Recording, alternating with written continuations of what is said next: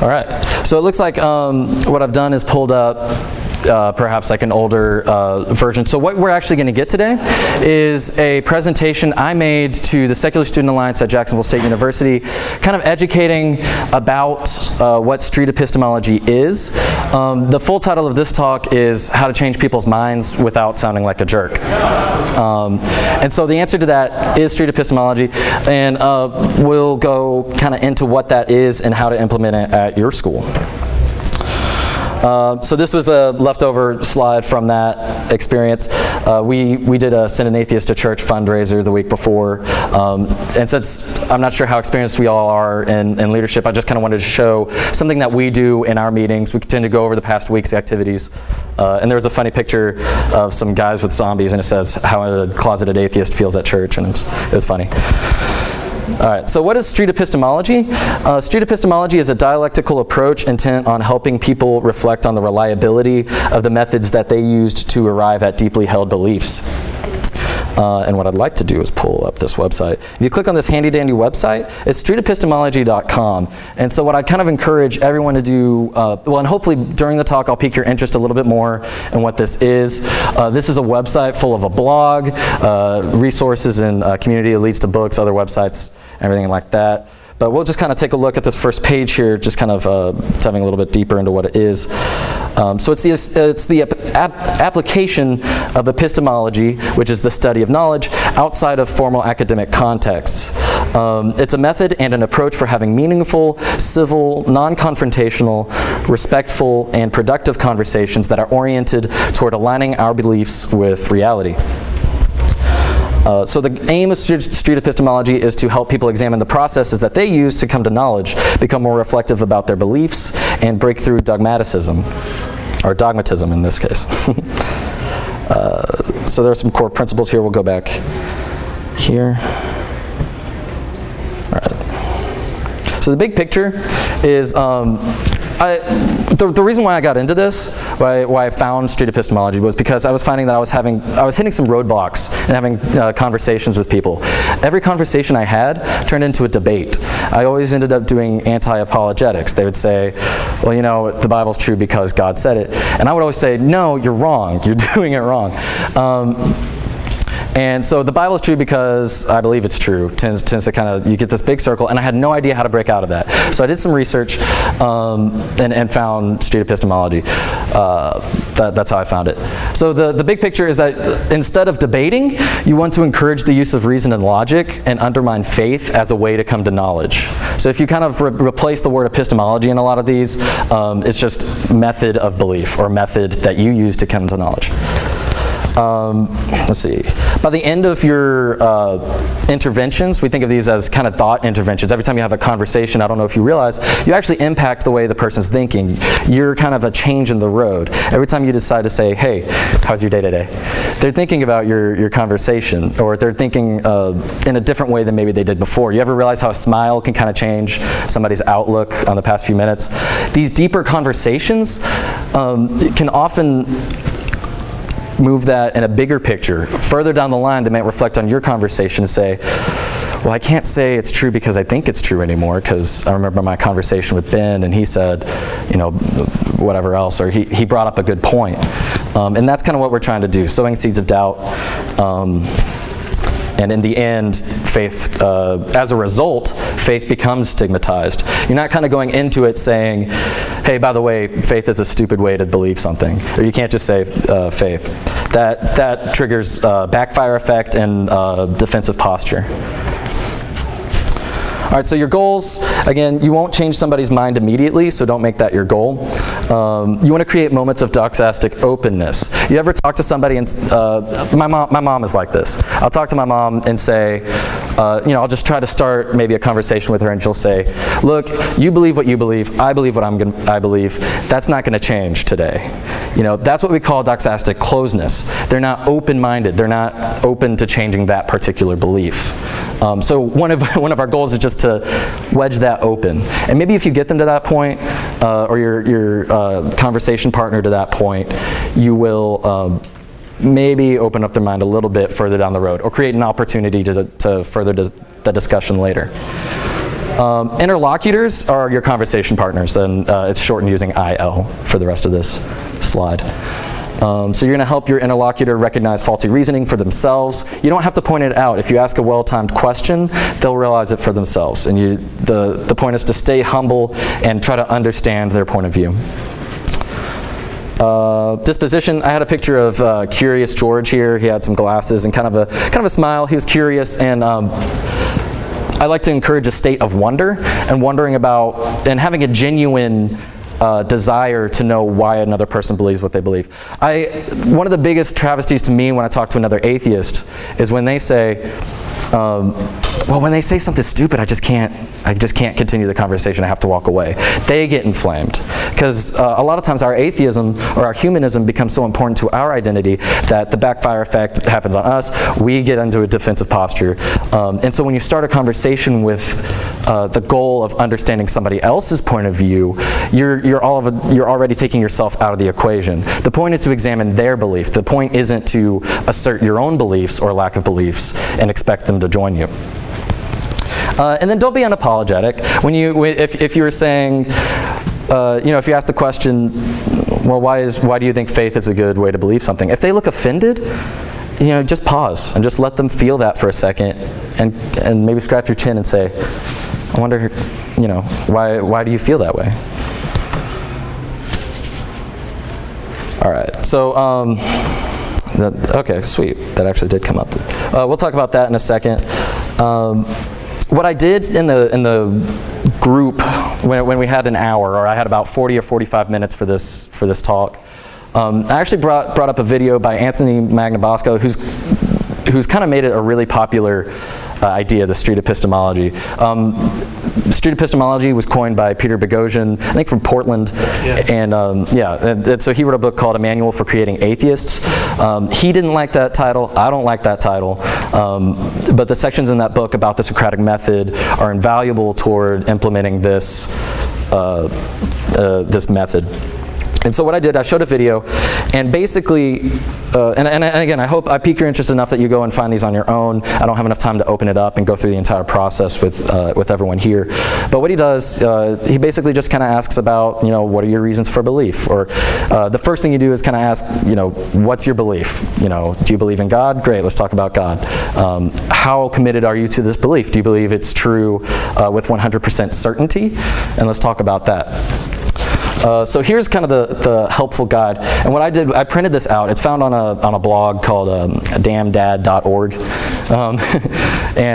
So on that website you have all these colors, and it's a helpful flow chart. Here you don't see as much of that. But the first thing you do is elicit the belief and the commitment level after establishing a little bit of rapport. A smile and a handshake go a long way toward creating a little bit more of an intimate atmosphere to kind of dig a little bit deeper. And then the next question is, how did you come to this belief? And so oftentimes you'll get, here's kind of where it goes in a bunch of different directions, and you just kind of say, how does that relate toward your belief? And when it comes to God beliefs or beliefs founded in faith, you can almost always get to kind of a state of wonder and just kind of continue to ask, what you might do is an outsider test for faith. And that's where you kind of step out and say, well, look, I've heard a similar argument from a person who is a Muslim. They said they believe in God because they had a personal relationship with God. And they say that their faith is correct. What's the difference between yours and theirs? And what starts to happen is they might realize, oh, it really does just come down to me believing it because I believe in it. And so that leads to a little bit more thought. They walk away from the conversation. You've put a stone in their step, and they're going to be a little bit uncomfortable next time they rest on faith. And so I really wish, again, I could take the time to open up that video and go through this. The website, again, is it's formatted by a guy online, Socrates Jones. It's on damndad.org. And I wanted to make sure that so when I gave this talk, we were preparing for a tabling event. We actually set up a whole sign in the lobby of basically our version of the union is called the TMB, and we had a sign up that said, "Would this campus be better if we all believe true things?" Along with like smaller questions like, "Do you believe in God?" and big question marks. And so I wanted to make sure that people knew that they could use this beyond tabling. You could use it when talking to family. It's helped me have difficult conversations with my family about my lack of belief. When they don't understand, like, what is that exactly does that mean? I can elicit a belief from them relating to the topic that we're talking about and remove myself from the conversation and say, by the end of the talk, say, because you don't have a really good answer for this, that's actually part of the reason why I don't believe. And all of a sudden you start to have a little bit better connection. And it's similar to conversations with friends, airplanes, during a meal. You know, if your friends start to bring up God, you might just say, you know, that's a good opportunity to say, you know, hey, you talk about God a lot. Why do you believe in that? And as long as you're respectful and you're genuinely curious, those conversations often turn out really positively. I mean, and I've had people approach me now saying, hey, I heard you were having these conversations. You know, here's what I believe. Why don't you believe that? And I can, again, turn it around and say, look, you're the one with the belief. And I just tend to ask a few more questions. Or leave that out, but, you know, start the process of SE. And then again, for other contexts, it's not just about religion.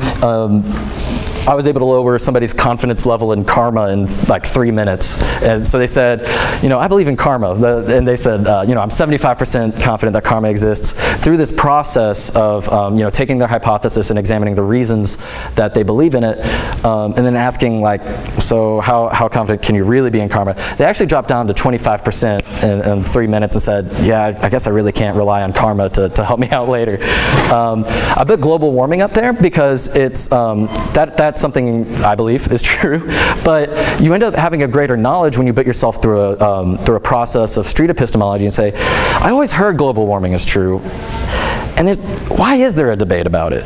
So once you understand a climate change denier's position a little bit better, you end up coming away with better reasons or doing your own research a little bit better and finding out, I'm pretty sure it's real now. I've done the research that I felt like I had to do to believe in it, and now I can defend that position better. And we'd like to see believers using the technique as well. The more that they're reflecting on their beliefs, the better, because the goal is truth, right? If a believer has the truth, I want to know it too. We're all on the same boat, you know, and we all would like, if there's a better heaven or if there's a truer heaven than the heaven described in, I don't know, the Bible, then I want to go to that one. But if there isn't one, this is the only life I have, and I better live like it, you know what I mean? So remember not to assume that the interlocutor is incorrect. The method is useful to understand true beliefs as well. That was the whole point. Okay, are there times that we should avoid SE? Yeah. First, do no harm. If you believe that somebody losing their belief is going to harm them in some way, if somebody uses the sentence, here's kind of my cutoff point. If somebody uses the sentence, if I didn't have religion, I would kill myself.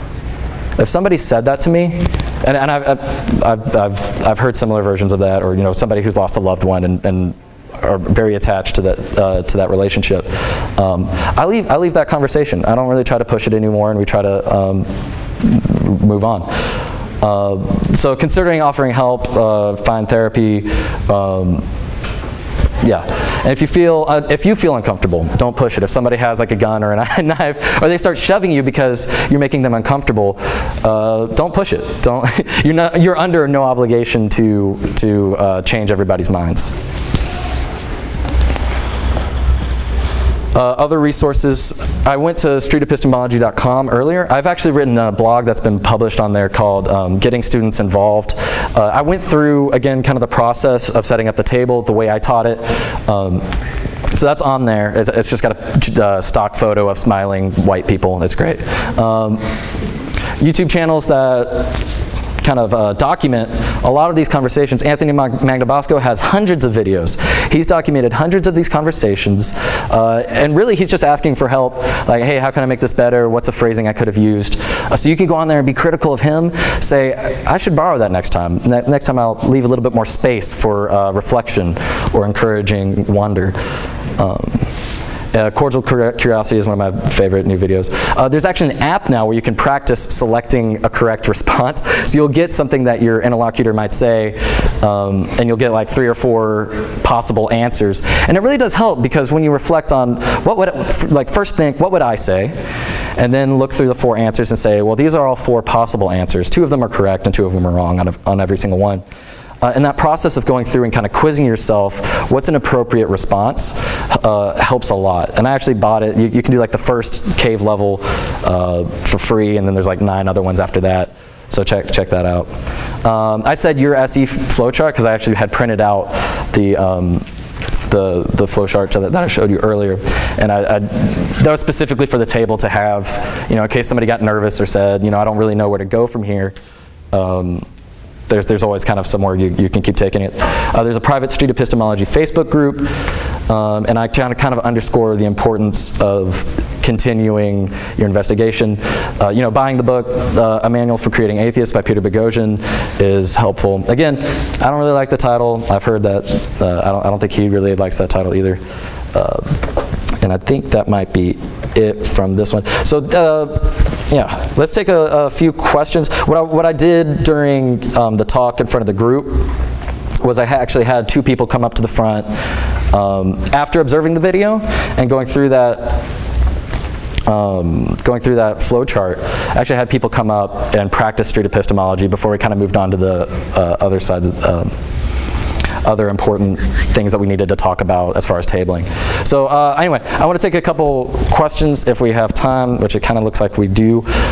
Anybody kind of interested? How many people already knew about street epistemology when they came in here? Great.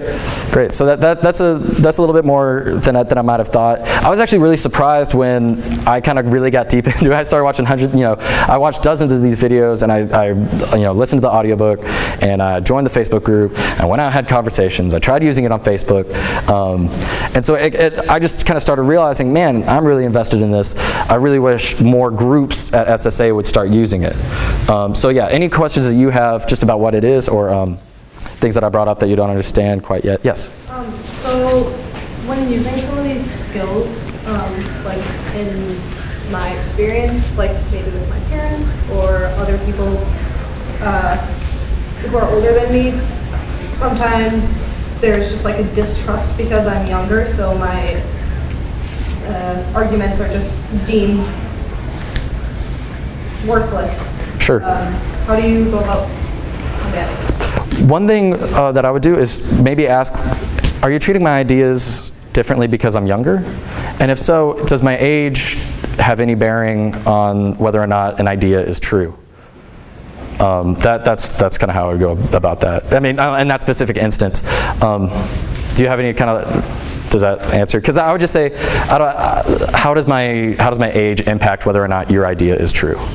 Because if they're questioning that, then they're not really staying on focus. So I would just redirect the conversation back to the topic at hand. Do you have a general guideline about whether you think this will actually be beneficial to the person you're talking to, or are they so set in their ways you think it's kind of worth their while? One of my I tend to think of people in the book. Boghossian actually talks about people being pre-hope. And so that's what I'm saying. You might have to walk away from a conversation after throwing a rock in their shoe. People aren't going to change their minds immediately. That shouldn't be our goal, right? So as long as you start the conversation and get them thinking about it, they'll come back to you and ask more about it. Or you'll say, or if you want to continue that conversation, say, hey, did you think about what we talked about? What do you think now? How did your thoughts evolve? It's a long game. It's a long-term goal. Yes. I was just wondering, my group, we had a meeting on it as well, but we never did the tabling, and I was wondering how the experience was with tabling and if you had any negative experiences. It's a great question. We had, we actually did several dozen interventions, I call them conversations, across that time. Most of them were positive because people, because of this kind of presentation, people kind of had a deeper understanding. It's like, oh, we're not trying to change their minds. We're not even trying to tell them what we think. We're just asking them about what they think. People are often very flattered by being asked, wow, you care about what I believe. And I did have one person approach me and say, like, look, if y'all don't go to church, what are you doing? you want to explain what you're doing and say, look, this is what street epistemology is. It's just an honest reflection of what you believe. People are often very receptive to that. How effectively are you able to do this online compared to in person? That's a good question as well. A lot of patience. If you find yourself getting a little bit anxious, or you feel that rise of just like, they're like being super offensive and I want to correct everything they've said because they've sent you a page full of text. One thing that I do, take 10 minutes. Take a day. Like, don't respond immediately. And then find one point and say, look, you gave me a lot of information. Let's talk about this point that you made. And again, it's a long-term game. And it ends up being pretty effective on Facebook. If anything, a lot of times I'll try to, invite somebody to talk with me, and I'll say, I'll actually understand their position better. And I'll say, oh, here's why you're saying that. I don't think you mean what, and I might say, I thought you meant this. The way you communicated this idea with me, I misunderstood it, and I apologize for that. Would you consider phrasing it this way next time, so that, just like, here's feedback on the way that you phrased something, and then you come to a greater understanding. So it's not just, that's the point about being genuinely curious about how somebody came to a belief. You can't be disingenuous and say, look, I'm going to show you today. I'm going to show you that God isn't real, or that your reasons are bad. I think of it like a challenge. I'm like, tell me something new. Like, tell me something I haven't heard of before. And I love doing that. I had another hand. Yes. I wasn't familiar with street epistemology or any of this Sure. previously, but it sounds like a lot of the information here seems to be sort of specific to a non-theist interacting with a theist. That's right. Specifically on questions of like faith. Yes. Religious faith. Yes. Is there another resource or another book or another community that's more based on maybe making it more general or having other types of specializations? Yeah. Trying to maybe change someone's mind about something that doesn't tend to follow along the religious line, but still might be important to change their mind about it. And that's a really good point. And unfortunately, right now, kind of the largest communities that I'm aware of are focused on a religious type of faith. But the goal of street epistemology, and why I'd prefer if everybody started thinking about epistemology more often, is because the better methods that we have to investigate the world around us, the better off we are. So I mean, I wouldn't stray away from trying to teach this method to anybody who would listen to me, because I think, the better our methods for coming to beliefs, the better off the world is. I mean, facts are under like attack, is what you're hearing a lot this weekend, right? So epistemology, if you're finding good science and well-reported science, and you're using that to back up your beliefs, it's really hard to challenge that epistemology. If you're just saying, this directly correlates to this, that's good epistemology. I'm a Sure. student in philosophy, primarily working in epistemology, so it's I'm a music educator, so I know how to count to 4 and not much else. Anyone else? Yes. So I noticed there's a pretty strong emphasis on body language and trying not to appear too intimidating. Does it ever feel not genuine? That's also a good concern. It isn't for, and I will say this is something that some people might not be comfortable with, approaching strangers, or sometimes even if your own family, you're just like, that's a line I don't really want to cross. Again, don't push it. If you're uncomfortable, don't worry about it. If you're uncomfortable but somebody who you'd like to learn this, push them in that direction. Share the website, share the Facebook page. Everybody can do something to increase kind of our level of awareness across the country. Anything else? And I've been given the stop cue card. So thank you again for bearing with me through some of these photos. Thanks.